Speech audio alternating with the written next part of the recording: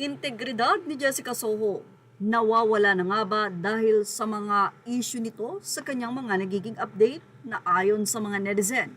Lagi na lang kasama ang mga engkanto. Ano nangyari, Maring Jessica? Tanong pa ng mga netizen.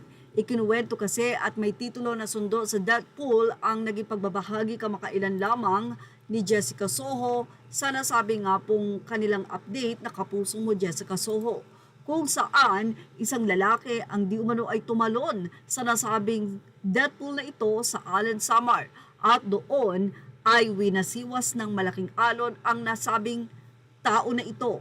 Well, sa dulo, nakaligtas naman ang nasabing mama.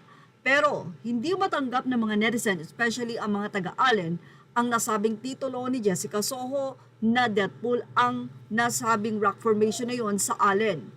Dahil taga-Allen daw siya at wala pa siyang nababalitaan na napahamak doon.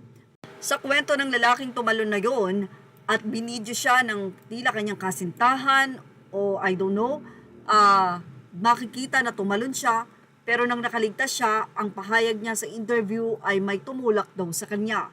At sa pag-ahon niya ay parang may nakita daw siyang isang lalaki or whatsoever, na pinaghihinalaan nga ng mga netizen na idinagdag na lamang ng mga writer para sa interview o magkwento ka ng ganitong kababalaghan.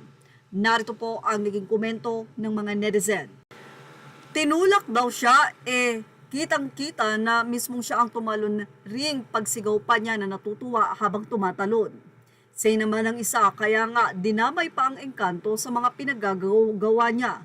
Nananahimik ang mga engkanto, napapasama pa sa kwento. Laging may engkantong nadadamay kahit tao ang nagawa ng ikapaphamak. Say naman ng isa, sinabihan ni Jessica yan na bigyan ng twist ang kwento para mas magmukhang interesado yung content niya. Si Jessica Soho papuro din katarantaduhan ng mga binabalita niyan. Pinagbintangan pa ang mga engkanto na walang kaalam-alam. True, ha ha ha ha, nakakaloka, halata namang siya mismo ang tumalon. Sinong matinong mag-dive na obvious naman na ang lakas ng alon, mapasigaw pa. Say naman ng isa, hindi tinulak yung forma niya, forma ng kusang tumalon. Sinadya talaga niya yon para sa video. Pasalamat siya at nakaligtas pa siya. Grabe ang tubig, para ka lang isang plastic bottle na pinaglalaruan. Kaya nga, bulaan, kawawa ang mga engkanto, sila pa ang nasisisi sa bandang huli. Say ng isa, wahahaha, di talaga mawawala ang mga kakaibang nilalang ni Maring Jessica. Dami talagang ganyan na tao pag sinabo mo kung ano lang ang dapat gawin, yung hindi dapat ang gagawin. Mao na. Say naman ng isa, nakataas pa ang mga kamay at nakatikangkang ng tumalon. Maala Superman tapos tinulak kuno. Bayad na minsan yata ang mga interview para dyan tumaas ang views at TV ratings. Punta Rock Formation is a beautiful tourist spot here in Allen. I believe that the incident isn't related to the location itself, as the video shows bad weather and strong waves. Therefore, the issue lies not with the place but rather with his reckless actions. Say naman ng ilan, kung makapag-guess lang ang mga engkanto, baka sabihin nila na nananahimik kami tapos inadamay nyo kahit kalikasan ang may gawa. Deadpool, kailan pa? Say ng isang netizen, sino nagsabi?